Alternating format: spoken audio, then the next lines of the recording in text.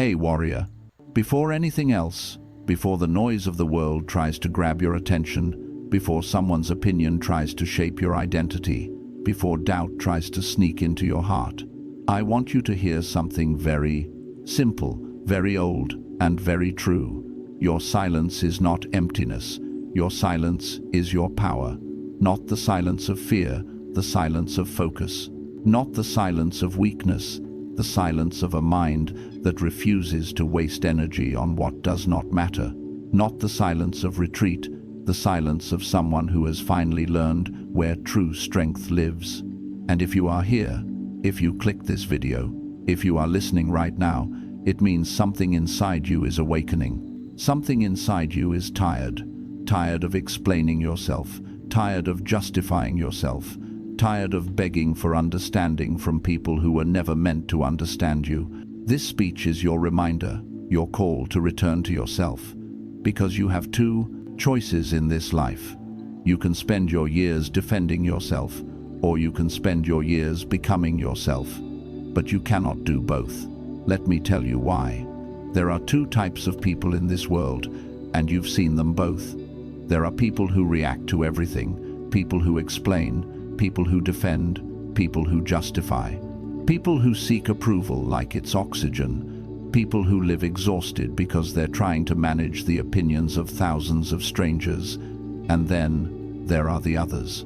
The ones whose silence makes people lean in, the ones whose actions speak before their lips move, the ones who don't waste time arguing because they're too busy building, the ones who move with a quiet, steady fire, the ones who do not announce what they're going to do, they simply do it. You feel the difference when they walk into a room, not because they're loud, but because they're grounded. That's the Stoic way, not passive, not emotionless, not detached from life but rooted in what actually matters, in action, in discipline, in character, in the things no one can take away. But life has a way of testing you before you understand this truth. And I want to tell you a story about a man named Aurelius, a man who learned the hard way what it means to stop explaining and start living. Aurelius was the kind of person who cared maybe too much. He cared about people's opinions. He cared about being misunderstood. He cared about reputation, perception, how he looked, how he sounded, what others might whisper behind his back. From the outside, he looked confident. On the inside, he was constantly exhausted, drained by the endless need to justify his choices to the world. He grew up believing that if he explained himself clearly enough, if he worked hard enough to be liked, if he defended his every action, people would finally understand him. But life is not so simple. One evening, everything changed. Everything he thought was stable shifted. Everything he believed he was building collapsed. A phone call, just one, shattered the illusion. His father had died, suddenly, unexpectedly. A man he admired, a man he argued with, a man he never wanted to disappoint. And in that moment, the world went silent. All the opinions he once cared about vanished. All the arguments he replayed in his mind felt meaningless. All the explanations he spent years constructing suddenly seemed ridiculous. He stood in the doorway of his childhood home, looking at a pair of empty shoes beside the wall, and he realized something. Life is short, life is fragile, and life is too precious to waste on noise. But pain doesn't make you wise immediately. It makes you vulnerable, raw, exposed. And that night, when he finally lay in his bed, he felt something he hadn't felt in years. He felt all the noise inside him, every regret, every unanswered question, every memory of defending himself, every moment where he wished he had spoken differently, or stayed silent, or taken a different path. Grief brings you face to face with yourself, and there is nowhere to hide. In that darkness, a thought came to him. A simple statement his father used to repeat: "If you must explain your character, you have none." He never understood it before, but in that moment, it sank deep. Character is shown, not argued, not defended, not validated. And when the world takes someone you love away from you, you finally understand how little control you truly have and how much control you still possess. That night, Aurelius made a decision, not dramatic, not loud, not emotional. A quiet decision, a stoic decision. He decided to live differently. He decided he would stop defending himself and start defining himself. He decided he would stop reacting and start responding. He decided he would stop chasing validation and start earning self-respect. He decided he would stop trying to control what others think and master what he thinks. And that is where his story really begins. In the weeks that followed, the world continued being the world. People still talked, people still criticized, people still misunderstood him. Nothing external changed. What changed was him. The way he chose to meet life, the way he chose to stand in his silence, not as a man defeated, but as a man sharpening himself. At work, he stopped defending his decisions excessively. Instead, he backed them with consistent action. When someone insulted him, he took a breath not because he was weak, but because he refused to let another person take control of his internal state. When life gave him challenges, he responded with a question that would guide him for the rest of his life. What part of this is mine to control? This is a Stoic question, simple but powerful. It divides the world into two categories: what belongs to fate and what belongs to you. You cannot control others' opinions. You cannot control the past. You cannot control what life takes or gives, but you can control your thoughts, your choices, your reactions, your discipline, your character. And when you master those things, you become untouchable.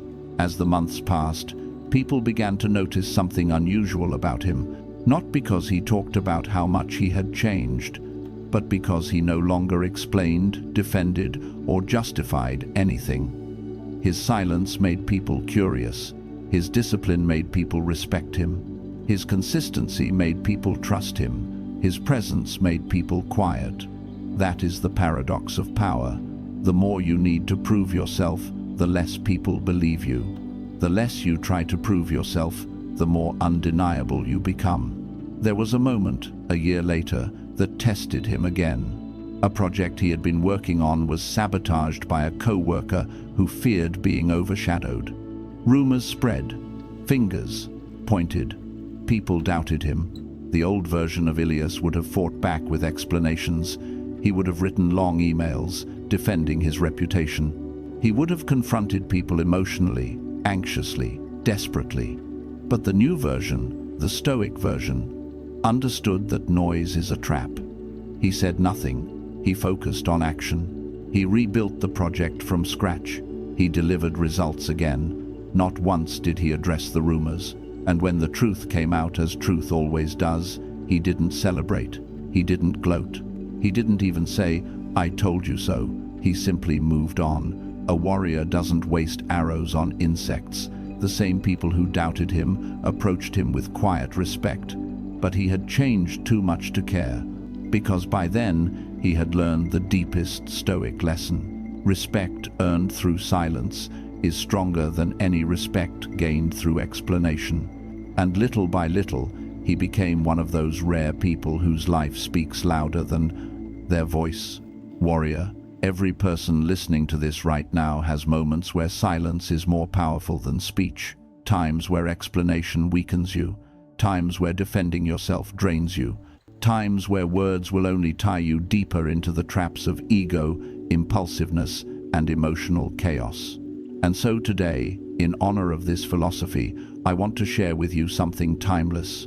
There are 17 situations in life where you must choose silence, not to hide, not to surrender, but to rise. I will weave them naturally through this speech. You will recognize them when you hear them, not as rules, but as reminders. Reminders that your energy is sacred, your discipline is sacred, your inner world is sacred. But before we reach the end, I want to bring you back to the heart of the Stoic message. Because Stoicism is not an escape from emotion, it is mastery over emotion. It is not coldness, it is clarity. It is not passive acceptance, it is active strength. You are not here to be numb, you are here to be powerful.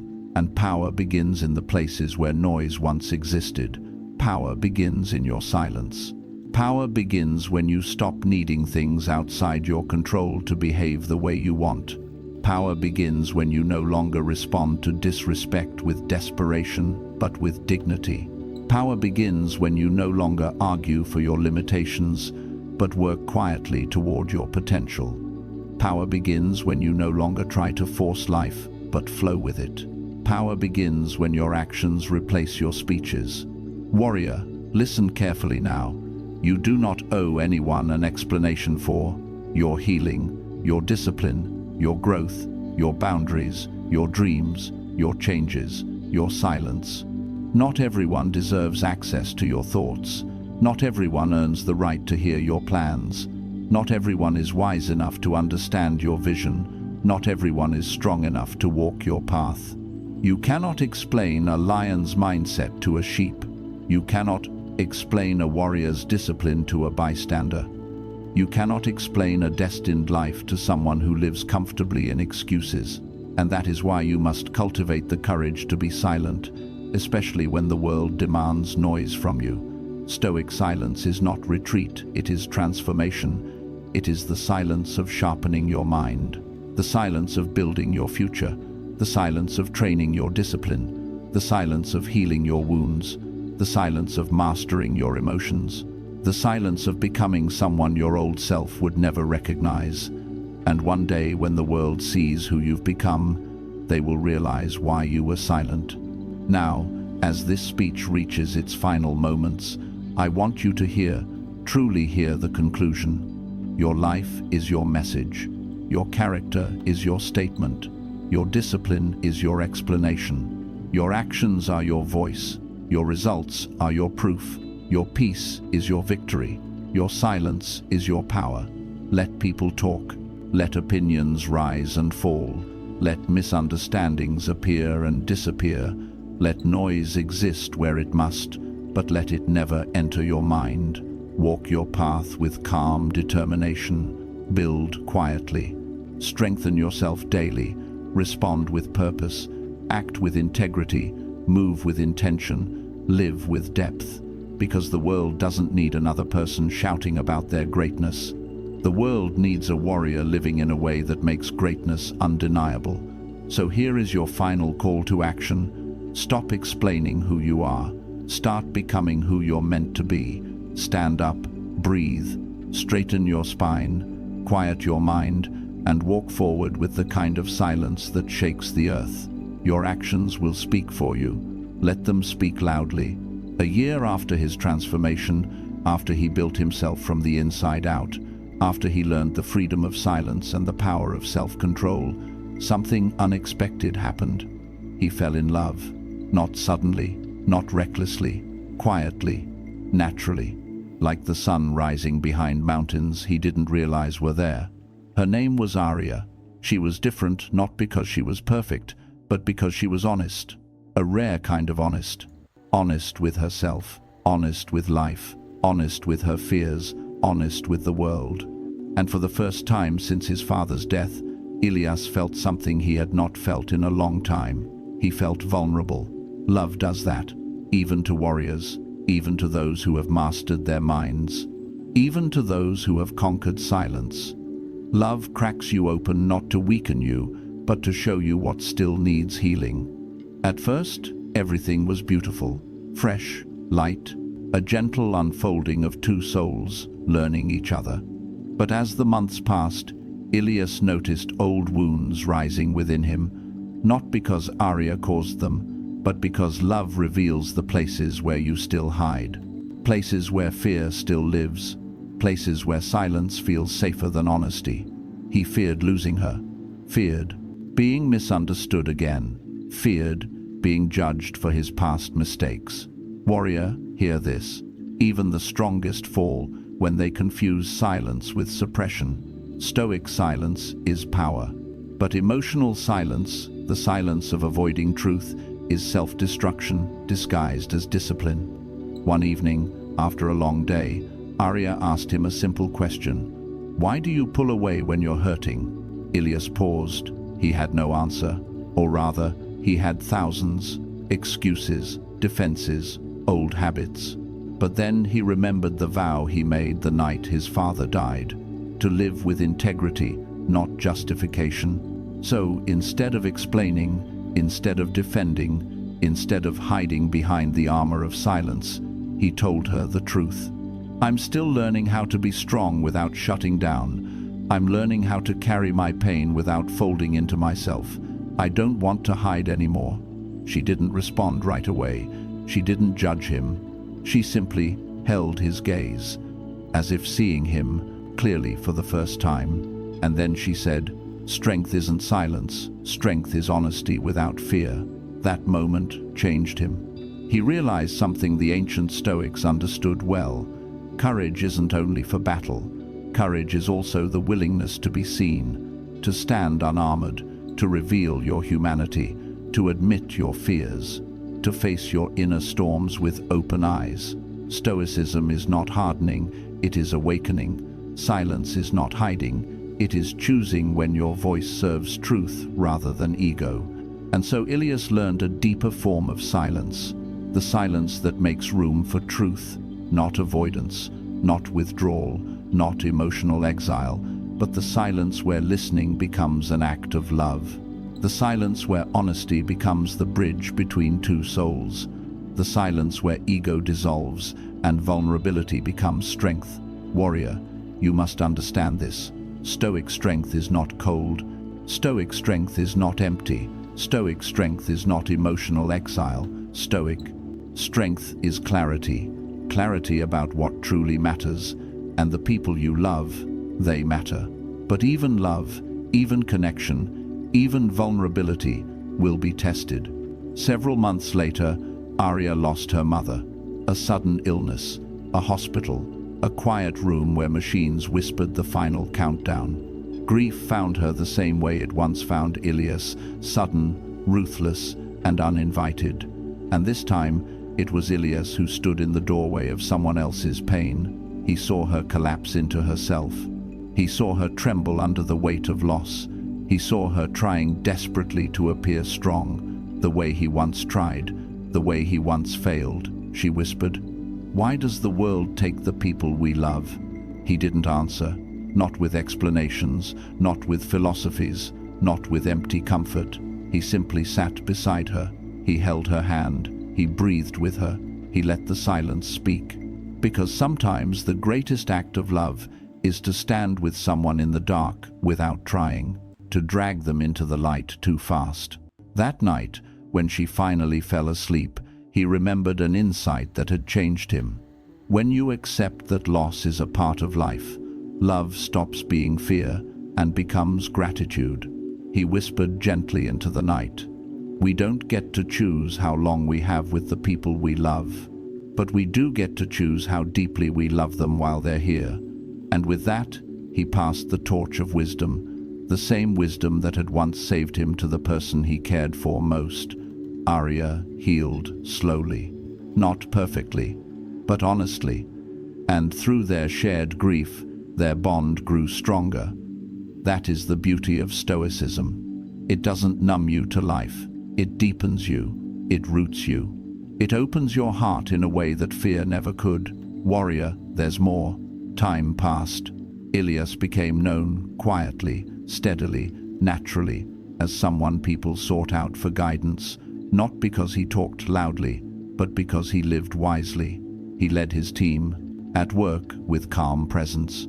He supported friends with patience instead of impulsiveness. He walked through life with a peaceful gravity. But then came the moment many warriors face, a crossroads between who he had become and who he was destined to be. One afternoon, he received an offer, a position in another city, a leadership role, a chance to expand, to grow, to challenge himself further. But it meant leaving his comfort, leaving his current team, leaving the city where he rebuilt himself, and leaving the memories of his father. Fear whispered to him, "What if you fail? What if you lose everything you built? What if you aren't ready?" He felt old. insecurities rising again, the ones that lived beneath the surface like quiet shadows. But then he remembered something the Stoics said over and over. Fate brought you here. Purpose moves you forward. He asked himself the essential Stoic question: is this within my control? Not the outcome, not the reaction of others, not the uncertainty of the unknown, but the choice, the action, the courage. And so he made the only decision a warrior can make. He said yes, not because it was easy, but because ease was never the goal. Growth is uncomfortable, purpose is demanding, discipline is demanding, greatness is demanding, comfort is the enemy of destiny. Warrior, let me tell you what happened after he moved to the new city. Everything changed. He lost people he thought would stay forever. He met people he never expected to meet. He failed at things he thought he would master. He mastered things he once feared. He discovered strengths he did not know he had. He uncovered weaknesses he had never confronted. And through it all, the noise tried to return. New critics, new opinions, new misunderstandings, new challenges, new moments demanding explanations. But he no longer gave them his energy. He walked steadily. He acted consistently. He lived intentionally, because he had learned the ultimate Stoic truth. A warrior does not explain the path. A warrior walks the path. And with every step, he became the message. He became the proof. He became the example. He became the quiet force people respected without needing to understand. Warrior, your journey will mirror his in many ways.